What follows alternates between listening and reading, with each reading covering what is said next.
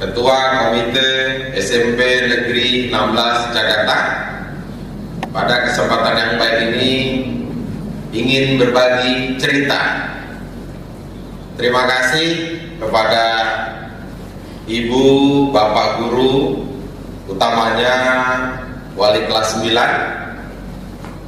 yang sudah mengajarkan dengan baik walaupun pada saat pandemi ini, kepada anak-anak kita kelas 9 yang hari ini sudah menyelesaikan seluruh tugas belajar, dan hari ini adik-adik tibalah pada upacara kelulusan.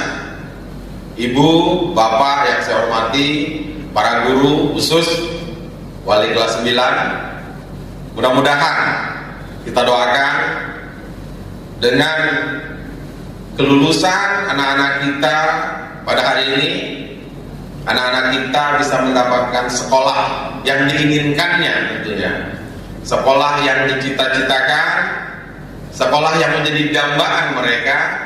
Dan Bapak sebagai Ketua Komite selalu berdoa, mudah-mudahan adik-adik dimudahkan dalam cita-cita, dimudahkan dalam belajar kelak di SMA atau di SMK yang dituju. Selamat atas kelulusan adik-adik. Terima kasih atas bimbingan para guru.